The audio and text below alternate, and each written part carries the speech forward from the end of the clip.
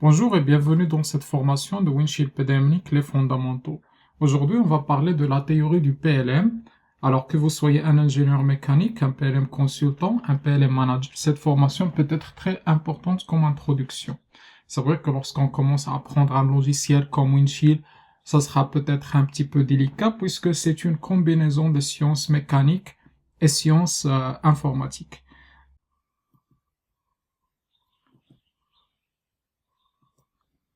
Alors, on commence par quoi? On commence par le commencement, la révolution industrielle. C'est l'un des événements importants de l'histoire de l'humanité puisque on a fait une transition des activités agraires et artisanales vers des activités industrielles. Euh, L'idée importante derrière cette révolution est que on a pu inventer les moteurs. Bien sûr, pas les moteurs qu'on voit ces jours-là. On a commencé avec des machines à vapeur, des moteurs mécaniques classiques, puisque l'électricité a été découverte quelques années après. Et puis, on a commencé à réaliser tous les rêves de l'être humain. Des navires à grande vitesse, des voitures, des trains, des avions. Vous savez que l'humain a toujours rêvé de voler. Il a toujours rêvé de traverser des centaines de kilomètres en une courte durée. On connaît tous Abbas ibn Farnas et ses travaux, ses fameux vols, un ingénieur et inventeur de l'ère de l'ancienne Andalousie. L'histoire de l'industrie a connu des événements importants de telle façon que les historiens l'ont découpé en 4 ères.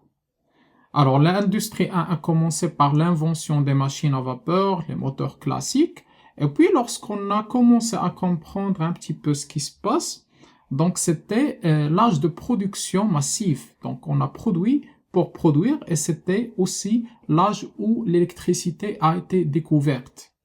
Dans les années 60, avec l'invention des ordinateurs, l'industrie a connu sa troisième révolution.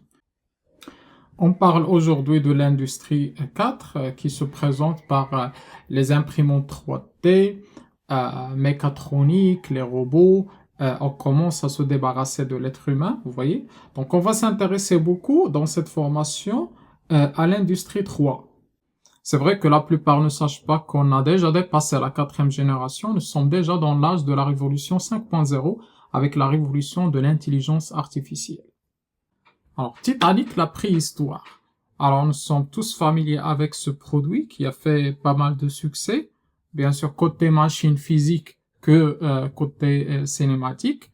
C'était une illustration de la révolution industrielle au début du XXe siècle. Alors, pourquoi je le cite ici? C'est juste pour comprendre à quel point c'était très difficile comment on produit les choses en comparaison de ce qui se passe aujourd'hui. Alors, vous voyez que le Titanic se compose des centaines de milliers de composants qui ont été dessinés par les ingénieurs mécaniques. Vous voyez que c'est comme ça que les ingénieurs mécaniciens travaillent. Donc, ils font des dessins en 2 dimensions, ce qu'ils appellent le drawing, d'accord? Et produit ces composants-là dans la ligne de production. Alors, il y avait pas d'ordinateur, pas de mécatronique, pas de robot. Alors, tout était sur papier et on peut juste imaginer que c'était très difficile. Donc, on a fini avec l'histoire de l'industrie. On va parler un petit peu de l'histoire de l'informatique. Alors, ce qu'il faut savoir, c'est qu'il faut comprendre et faire la différence entre 2 termes. Alors, un système d'information et un système informatique. Alors, les systèmes d'information sont très anciens. Alors, je vous donne un exemple. On va prendre la machine à temps de Einstein, on va revenir un petit peu dans les siècles précédents, par exemple en Europe, à l'âge de la Renaissance, et dans les universités à Paris ou bien en Europe. Donc, on va retrouver qu'il y a bien sûr des professeurs et des étudiants. Et que les professeurs ont en général un papier ou bien une liste des étudiants. Alors ça, c'est un système d'information. C'est un système d'information et c'est une base de données. Mais c'est une base de données sur papier. Alors, ce qui s'est passé, c'est que après l'invention des ordinateurs et des micro-ordinateurs, on a informatisé les choses. Ces systèmes d'information ont été transférés vers des systèmes informatiques. Donc, les systèmes d'information existaient toujours. Et avec l'invention des ordinateurs, ils ont été informatisés. Alors, il faut savoir que aujourd'hui, on peut utiliser un système d'information pour désigner un système informatique. Donc, ça doit dire la même chose, d'accord? Alors, un autre terme qu'on doit expliquer, qu'on va le retrouver souvent, c'est un système informatique d'entreprise. En anglais, Enterprise Information System. Alors, ça veut dire quoi? Alors, tout simplement, ça veut dire que c'est un système qui est fait dans les règles de l'art. Alors, c'est pas un système informatique qui est modeste ou bien très simple. Donc, c'est fait dans les règles de l'art et c'est fait en toute maturité. Alors, tout comme l'industrie, donc l'informatique a connu des événements importants qui ont décrit son histoire.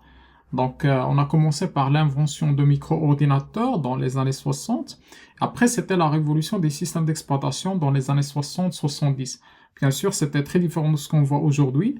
Donc, il n'y avait pas ce système de fenêtres.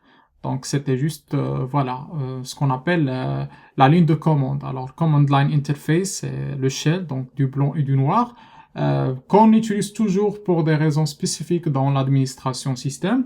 Mais voilà, donc c'était comme ça les systèmes d'exploitation. Alors, dans les années 70, Edgar a créé le modèle relationnel qu'il a basé sur l'algèbre relationnelle et la théorie des ensembles mathématiques.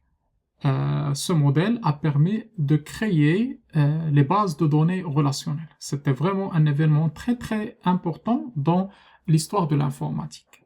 Au début des années 90, Linus Torvalds a créé le kernel Linux et en déclenchant ainsi la révolution open source, un événement décisif dans l'histoire de l'informatique.